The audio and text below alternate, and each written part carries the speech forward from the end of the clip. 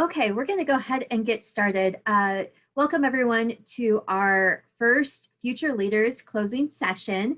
My name's Emily Cabbage and I am the Director of Marketing at NAFA and also the staff liaison for our Young Advisors team. And I'm really excited to have this opportunity to help some of these college students make some decisions as far as where they are going to go after they get their degree in business or finance or whatever life takes you. I'm going to introduce you to our first speaker, Mr. Shane Westhoelter. Shane is the president of Gateway Financial Services, and he is a past president of NAFA California, and is also one of our long-term members, great member, great colleague of ours at NAFA, and we're very thankful to have him participate today as part of his relationship with Cambridge, our sponsor. So Shane, I'll turn it over to you. Great. Emily, thank you. Welcome, everyone. It's so great that you have an interest in the insurance and financial service industry as a whole. So I want to say applaud to you for even looking at this profession as a possible career going forward. I'll share a little bit about background and how I ended up where I'm at today for what it's worth. I grew up in Missouri, back in St. Louis area, and it was kind of interesting because of the opportunities that afforded me. I went off to University of Iowa and wanted to go into corporate law. Yay, go Iowa, Hawkeyes, right? Wanted to go into corporate law, and that was kind of the career path. I actually had two desires, and that was fashion and corporate law. And of course, this was back in 1980. So Ralph Lauren, or Polo was like a big deal for me. And of course, I found myself taking classes where I was the only male in the class. So not a bad thing, but just didn't kind of work out that way. Also very involved in sports, very competitive, and really going down that path as well. Life takes changes. And we all know that sometimes the best plans that we lay out for ourselves don't necessarily happen the way that we want them to happen. So I found myself 2 years into college having to make some life decisions and dropped out of school to raise a family. The person that I was dating at that time ended up pregnant. And so I took the route to say, I'm going to give up my college and give up my professional career to raise a family. And that's what I chose to do. So found myself back in St. Louis working for a cable company, a lineman, and et cetera. And shortly thereafter, my father, who is an inspiration in my life, had been in and out of the insurance business over his career. Great entrepreneur, doing a lot of different things, owned restaurants and all kinds of various businesses. He said, you might want to try the insurance business. And I wasn't a big fan at the time of that, but I said, okay, what do I have to lose? So I took that offer. And at that time, his ideal of being in the insurance business was not walking into an agency that he had built or joining an agency that had already been built. It was taking a job and going to the inner city of St. Louis, selling $5,000 and $10,000 life insurance policies door to door, then going back every month having to collect the premium to make sure that it stayed on the books. The great news was I got paid for everything that I sold, but only after I covered everything that had lapsed off the month before. So I started off every month kind of in the hole, having to work my way back out. That was a tough career, and it was a tough way to get started in the business. I wouldn't necessarily recommend it today. However, I learned many, many things. And one of the things that happened during my career was about 90 days in, I had to deliver my first death claim check. It was a $10,000 life insurance policy that I had to bring back to a mother in the inner city of St. Louis who had lost her son, 7-year-old son, in a drive-by shooting. I had no idea what it meant to lose a son, much less in a drive-by shooting. And so I got there, knocked on the door. She said, Mr. Shane, please come in. We sat down, we reminisced, we cried, we laughed. We talked about her son and the 7 years that he had that she could enjoy. And then she said something to me that changed my life and allowed me to look at this as a real career. She said, Mr. Shane, this $10,000 check may not be a lot of money to you or to a lot of people, but to me, it's everything. You see, this $10,000 check from life insurance allows me not to ask my family or my friends or the church for money in order to give my son the decency he deserves. So thank you for helping me keep my dignity. And that was a moment that I had to think about. A $10,000 check allows her to keep her dignity, allows her to have pride and confidence and not have to go to her family, friends, and church asking for money. That was the first experience I had in delivering a death claim check. And it caused me to really think about what we do in this profession, in this career. Over the many, many years, I've had similar experiences where I've had to deliver a check to a mom who lost both of her sons in high school in a car accident, both at the same time, devastating. Another client of mine who lost her son at the St. Louis Zoo while standing in line to get on a bus when a drunk driver came through the drop-off and took out 4 of the kids standing in the front row, if you will, to get on the bus and killed all of them instantly. Those are the things that I've had to go through in this career that I want to say have changed me forever. I believe that we help people take the if out of life, no matter what we do. What if we live? Have we planned properly? Will we have the money we need when it matters most? What if we linger, become sick, hurt, or disabled? Do we have proper coverage to get the care that we need at the facilities that we want to get it from, or from those professional services when it matters most? What if we leave? Death or divorce, will our assets transfer? Will we leave behind to loved ones what really matters? And then probably the most important question that I focus on today is, what's your legacy? We're all going to leave one, by default or by design, whether we live a long life or whether we're cut short. We all leave a legacy. And what is that legacy going to be? We can do it by default or we can do it by design, and I desire to help people do it by design. So when you're looking at the financial professional career, there's a lot of paths you can take. Of course, there's the insurance side that many of us know, auto insurance, home insurance, life insurance, health insurance, etc. And then there's the investment side, stocks and bonds and college funding or retirement planning, or planning to just save up for that trip you want to take someday, or maybe leaving some money behind for philanthropy and charity. So in my career, I went from the insurance side into the financial service side, worked with great organizations, had wonderful mentors around me that said, always remember that everything we do, no matter what we do, whether it's investing or whether it's insurance, it's about building relationships with people because they have to trust you. They have to depend on you, and you have to be there when it matters most. So it's really a relationship business. Of course, we need all the academics. We need to learn everything we need to know from both traditional academics, American college, other organizations, and then you need to be involved.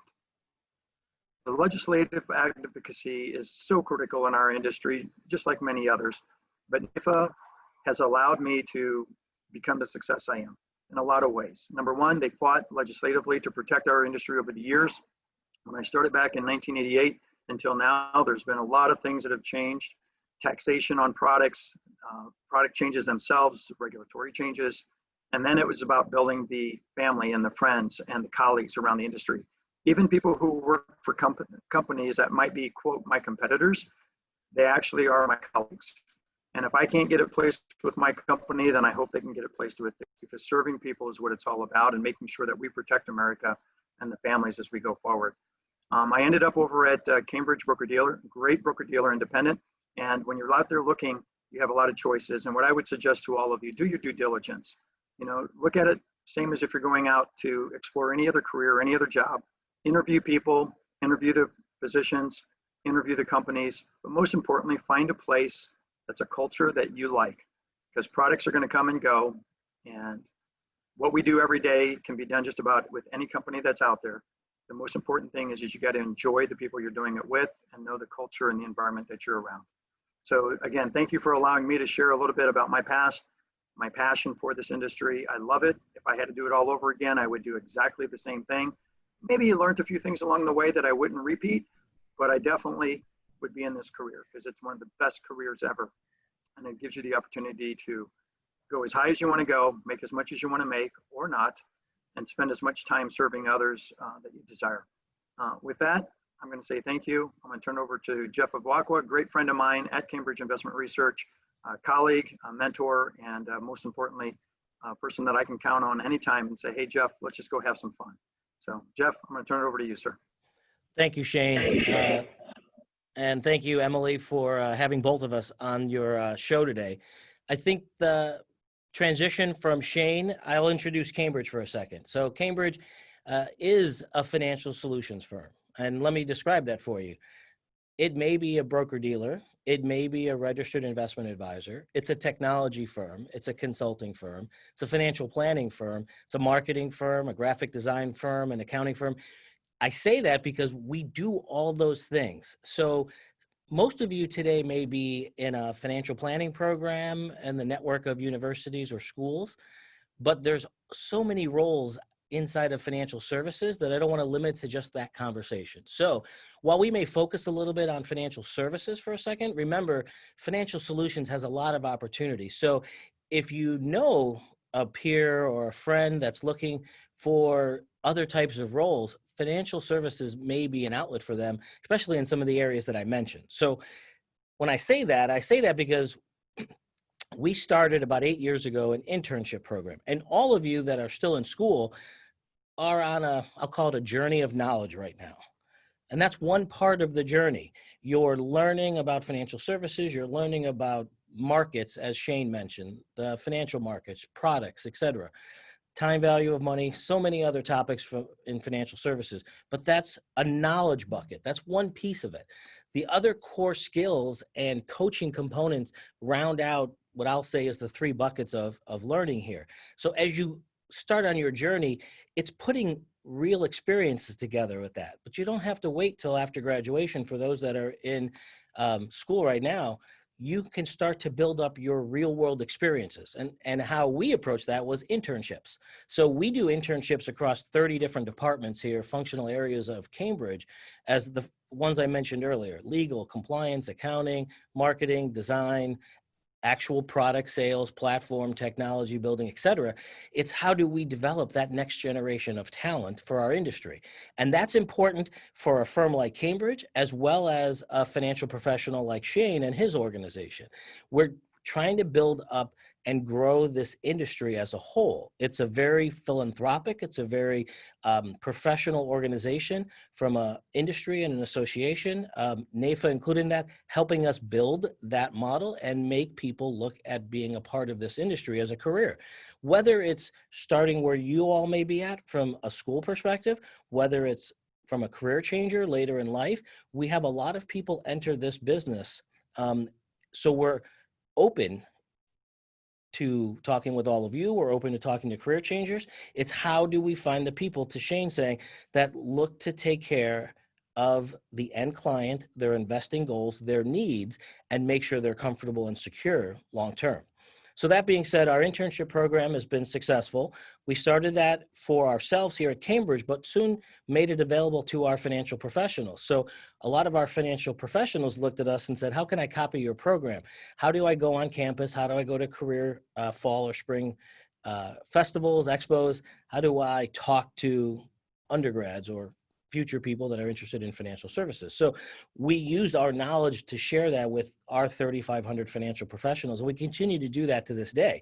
We've had a number of our interns come back and work at Cambridge full-time.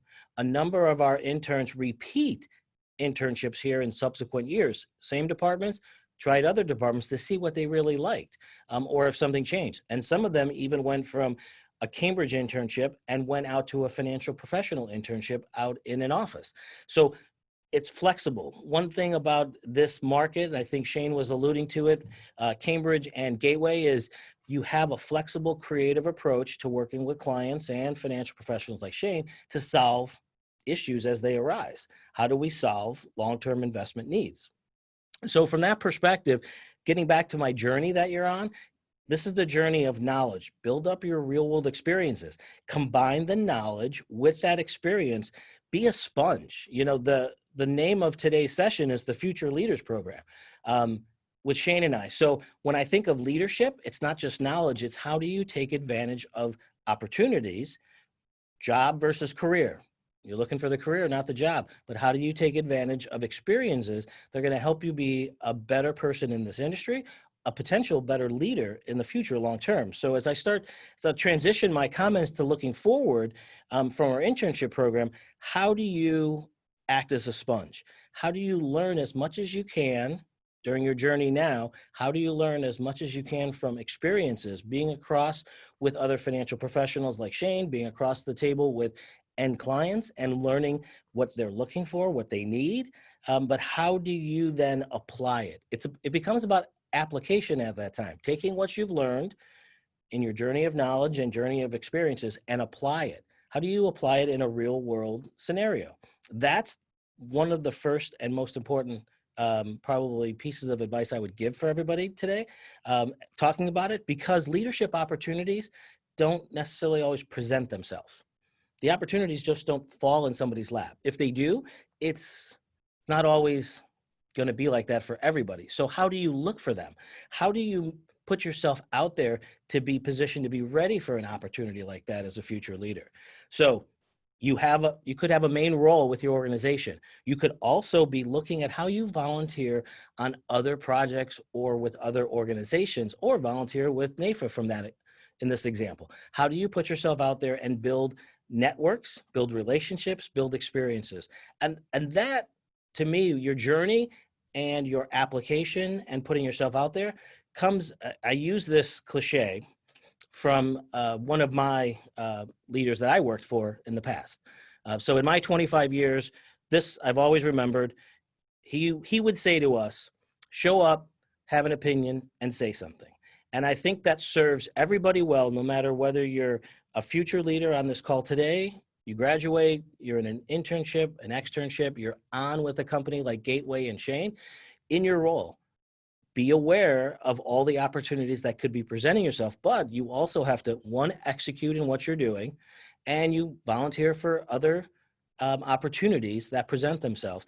By putting yourself out there, you have the ability to have those leadership opportunities or those career advancements present themselves to you. It's always about finding a balance between personal and professional life. And I say that 25 years later, to share that with you now is, don't wait 25 years of being in the business to try and figure out how to find a personal and professional balance. Let Shane and I share some information with you today of, as you're coming into graduating and looking at financial services, what can you do today to be mindful, more importantly, self-aware of a personal and professional balance, and have that in every aspect of your life. It's going to make you a stronger employee. It's going to make a stronger base of knowledge, stronger in every way, shape, or form from my perspective. So it really leads to, how do you deal with success or failure? And I was on another call a couple weeks ago with a different school system, talking about a similar conversation with future leaders. And the question came up about, how do you approach success and failure? And I think everybody should look at success and review what worked well from a postmortem perspective, what didn't work well. Just because something went bump in the night or may be deemed failure or bad doesn't mean it's an experience that you can learn from. The most important part of successes and failures is to look back and say, what worked well, what didn't, and how can I improve? There's a quote, an old quote that says, good decisions or good experience comes from years and years of bad decisions. And I say that tongue in cheek because it's true. It's okay to fail sometimes or not do something as well as you could have. It's more important to sit back and review and say, why didn't it go the way I expected? What can I do differently next time? And I think that is as true for people that work at Cambridge. And Shane, I would hope it's the same on your side when you're working with the end clients, that you're looking and solving investment goals and looking at behaviors. How can we do something today, but does it change? And if so, how do we change and adapt to those moving needs? And I think that's probably my takeaway from an experience perspective is, how do you apply that knowledge on your journey? How do you learn from different situations, good and bad ones? How do you learn from different leaders that you may be working for in the future? And coming back to my first old adage, show up, say something, have an opinion. That's probably the most important advice I could leave this group of future leaders today. So with that, Shane, Emily, I'll turn it back to you. Yeah, let me Awesome. make Thank you so much, Jeff. Go ahead, Shane. Well, I was going to make a comment. I think Jeff hit on some great points there. And with respect to NAFA, NAFA is bringing this to you, and this is our organization for our industry. And think of it similar to maybe the Bar Association for attorneys or something of that fact, where we're advocacy is one of the primary goals but it's also motivation and developing a career. I can say that from my experience, I've become only stronger individual and more confident as a result of NAPA. It's also about learning development, learning skills to be a leader. So serving on boards throughout the organization, serving on committees, helping run local organizations or the state organization, serving on a national level, and getting the opportunity to sit in Nancy Pelosi's office and go head to head and discuss and debate issues, or sitting in offices on the Capitol Hill, meeting with the president, et cetera. It allows you to really develop as an individual. And as Jeff said, regardless if you stay in the financial service industry or pick a different career, from a professional development aspect, NAPA affords us to do that because it gives us all of those parameters that help bring us up as a leader in the industry. So thank you for taking time to participate in this program, whether you're doing it live today or whether you do it video conference in the future. Staying in touch with people in this industry can be huge for your success. I have had the opportunity to meet people like Kevin O'Leary from Shark Tank and various people like that that have been inspirations in my life, and that would not have been possible without the connections and the relationships of people within this industry and organization. So again, you know, we have such a great opportunity because finance, insurance, financial planning is something that's on everyone's mind. Unfortunately, it's not a commodity you can buy off the shelf. It's not something you can go to the internet and do yourself. You have to meet with professionals in the industry and help get that guidance. And what I really enjoy is when people come back to me and it has nothing to do with insurance or finance or investments. When they come back to me and they say, Shane, I'm thinking about building a home. Do you know any good architects? Do you know any good developers? I'm thinking about buying a car. Which dealerships do you know, or who do you know? And so you become that continuity to really help people become successful in their own lives as well. So Emily, back to you. Great. No, and I would encourage everybody to use the chat feature if you'd like to ask a question of either Jeff or Shane. But I do have one for you, Shane. Did you have a mentor in your career? And if so, what valuable pieces of information did they give you? Great question. I've had more than one mentor in my career. Of course, just like in sports, there's that one or two coaches that maybe make a real impact or difference. Early in my career, I had a gentleman by the name of Steve Bunnell, and this is when I was first getting started, about 2 years into the industry. He came to me and he said, you need to get involved with a program that an organization called NAFA has. And I'm like, at that time it was called NALU for those that may go way back, but the association that we're talking about today. And he said, you need to get involved and you need to take an LUTCF class. And I had no idea what that meant. And it was a course that was being offered, and it was to get a designation. He said, you need to get some designations behind your name because our industry and profession doesn't allow that through college. Now they do the CFP and et cetera through some of the universities. But back then it wasn't available. So he said, you know, if you're young, to get credibility, you got to get some alphabet soup behind your name. And he got me started in a sales career where I said, well, how do I go out and talk to people? How do I do this? And so he gave me a script, and it was about a 5 or 6 page script. And he said, I want you to memorize this script. You don't have to do it word for word, verbatim will be good enough. And that stuck with me for all these years, because basically what he was telling me and what he did end up teaching me was, when something's working, just follow the system. Learn the system, follow the system, stay true to the system. Doesn't mean you can't modify it as time is needed or as you go, but don't try and think you're smarter than those that have gone before you.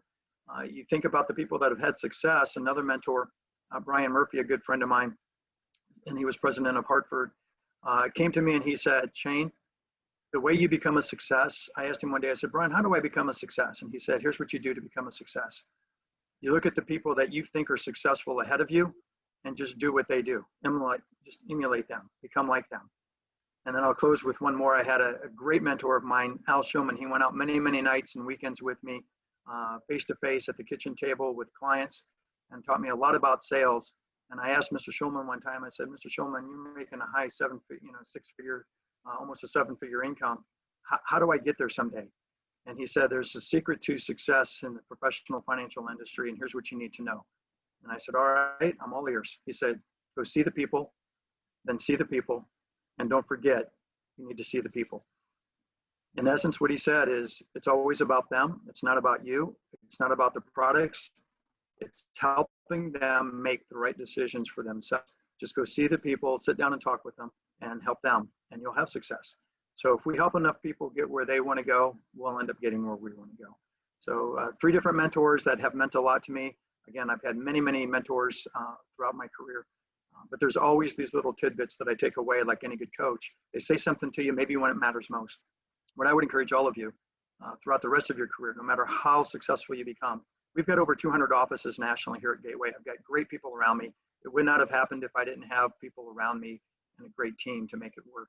And so what I've learned over the years, don't stop learning, always be open, and allow people to give you advice. Doesn't mean you have to take it and follow it.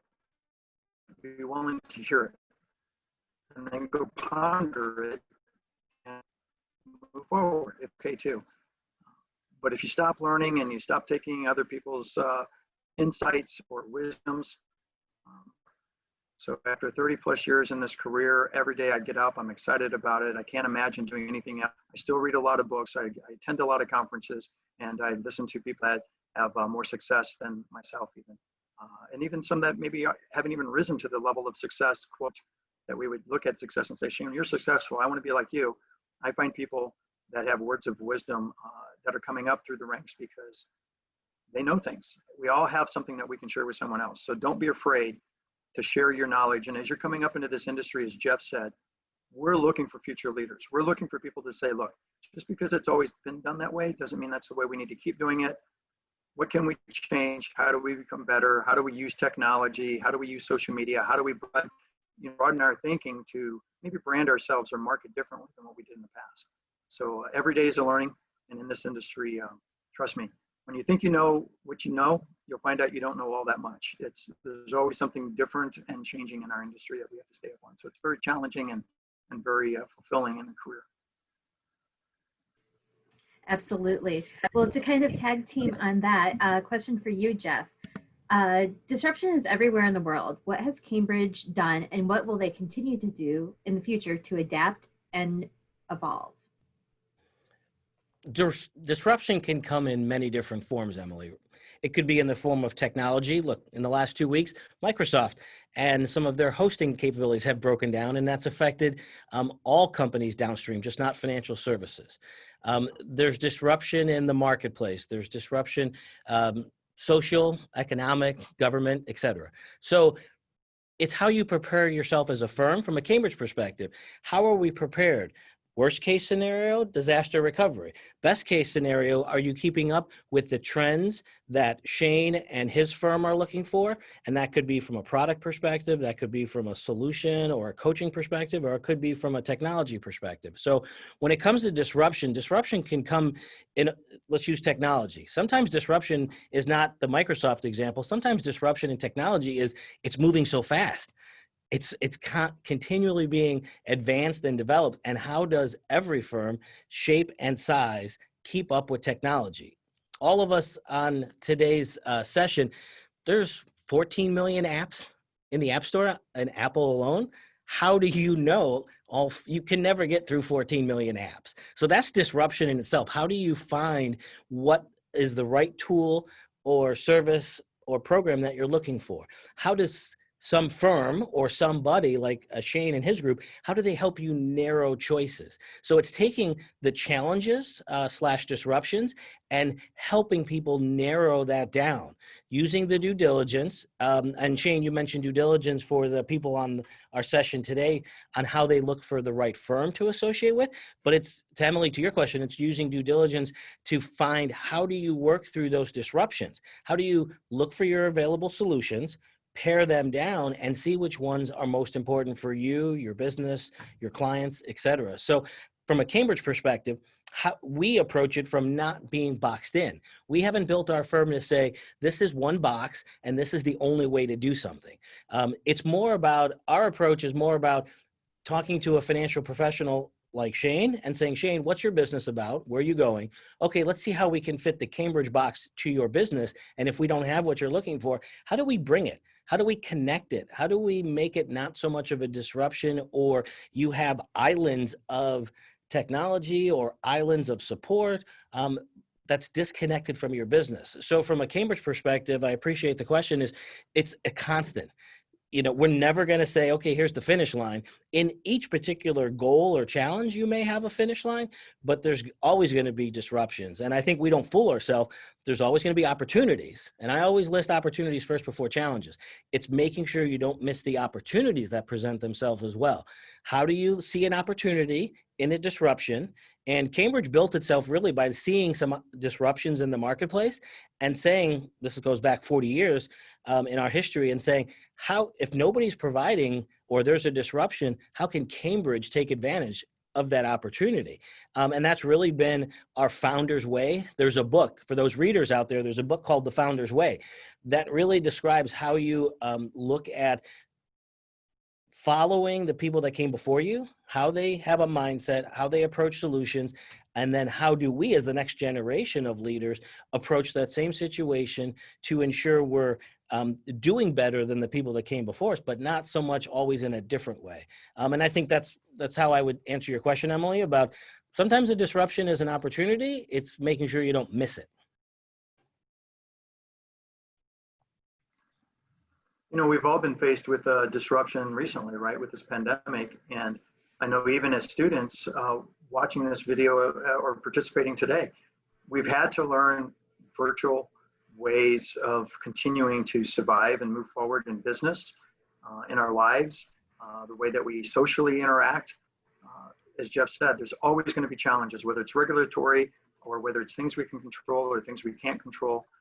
Every given day can bring us disruptions. And I think good leaders look at it, as Jeff said, and say, okay, it's a disruption. I accept it. Now let me look at the opportunities and how do we find a solution. It's not about getting angry or upset or being negative. It's always being optimistic that, hey, if we can't meet with people live and we can't have a conference face-to-face and we can't gather like we've always done, then how do we change that and make sure that we meet the needs that the people are looking for and continue to move things forward? Yep, absolutely. Well, thank you guys. I'm going to toss it over to our Vice President of Business Development, Brian Steiner, to make a few comments. Excellent. Thank you, Emily. And Jeff and Shane, thank you guys very much for carving out some time. Jeff, we greatly appreciate Cambridge support of NAFA over the last few years, and especially this week in what was a very, very successful virtual conference over the last 3 days. I think everyone that's participated, the feedback has been fantastic, and those things can't happen without support from organizations like Cambridge. So Jeff, thank you. Shane, as always, you've been an absolute industry rock star for as long as I've known you. Appreciate Gateway's involvement, appreciate you and everything that you've given back, not just to NAFA, but the industry as a whole. And for the students on the call and that'll be participating later, look out for these organizations, Gateway and Cambridge. They're fantastic enterprises. Cambridge is a leader in the broker-dealer space, and Shane Westhoelter at Gateway Financial has built an incredible enterprise across the country with locations all over. And if you play your cards right, you might find yourself at the ESPYs like I did with Shane not too long ago, which was pretty special. For all of you too, this is really NAFA, probably a first introduction for a lot of you in regards to NAFA as a professional association in the financial services space. I know that we touched a little bit upon that at the beginning. Our mantra is advocate, educate, differentiate. If you find yourselves interested in further learning about, a financial services career, we're an organization that helps protect advisors and agents in the space and the consumers and the clients that they serve.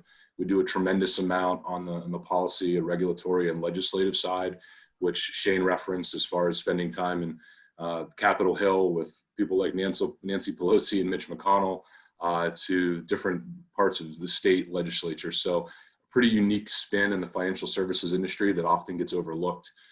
We have a tremendous amount of resources to help you become a little better at what you do from a professional development perspective. You're probably learning about the CFP, which is just one of the certifications that are in this space. There's a number of designations that help build out your skill set and help you better serve American families. And then differentiate. You know, being active in a professional association, whether it's with NAFA in financial services, or if you end up going a different direction, and like Emily referenced, or I think Shane referenced, the bar association, the medical association, being involved in a professional association takes a job and makes it a career. And if you become active, it allows you to kind of separate yourself and elevate yourselves in your field, and help, you know, make you stand out and build your brand. So I just can't say enough about professional associations as a whole. Sometimes they get overlooked because information is so often readily available, you know, online with a Google search. But being active, taking that step, building out your centers of influence, it can have an incredible impact on your career. Last thing I'll say too, NAFA is a unique organization in that we have 80 chapters across the country. Myself, I'm part of our national office in Washington, D.C., but depending where you are, every state, there's a NAFA chapter. All of them are listed online. We have meetings and opportunities on a monthly basis, obviously in a non-COVID world right now. And in a COVID world right now, that's virtual, but under normal circumstances, there are monthly meetings that go on all the time. I encourage you to reach out, check them out. There's great programming. And this is an industry that needs the next generation to get involved. There's a tremendous amount of opportunity, not just in an agent or advisor capacity.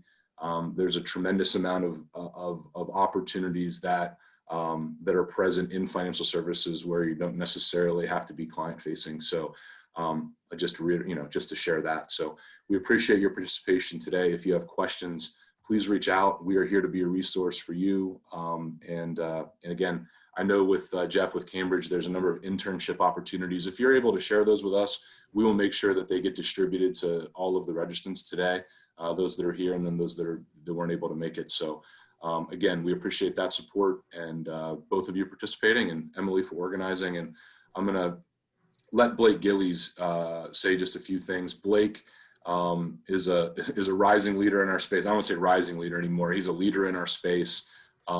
Focuses really in the disability insurance community, but within NAFA itself, we have a young advisor team. Blake is the president of that group, does a lot of good things. And young advisors, as far as the category, it's people under 40 or those that have been in the business or this industry 5 years or less. A lot of great events across the country, not just happy hours, but some really good professional development opportunities along the way. So I'll let Blake share a few things, and I appreciate everyone carving out a few minutes for us here this afternoon. Yeah, thank you very much, Brian, for the kind words. And Shane, again, thank you for everything you do for not only NAFA, but the industry itself. And Jeff, thank you to you and Cambridge for helping us out and getting this thing off the ground. Personally, I think it was a success for us. You have to start somewhere. So I would say kudos to Emily and her team for really having the wherewithal to really understand that this is something we should be doing. And I think that is what is putting NAFA really on top of all the other associations, is really their ability to be a thought leader in that space. So kudos to NAFA and NAFA's team. Sitting here as the YAT chair, I get a lot of accolades and a lot of high fives, but I'll be perfectly honest, we would be nothing without NAFA and its team there. So kudos to Emily, to Brian, really the whole NAFA staff for helping us as volunteers help you guys succeed. So with that being said, I think this, not only the P+P virtual conference, but what we did here with this Future Leaders program, I think we'll look back 5 or 10 years from now and all agree we started something very special. So with that being said, thank you everybody for the time. Thank you to Cambridge and Jeff for helping us out with sponsorship of this event. And we will talk to everybody soon. Be on the lookout for a couple follow-up emails from NAFA in regards to this Future Leaders program. And we hope to see you or one of your classmates at a NAFA event really soon. So thank you very much, guys. Thank you, everyone.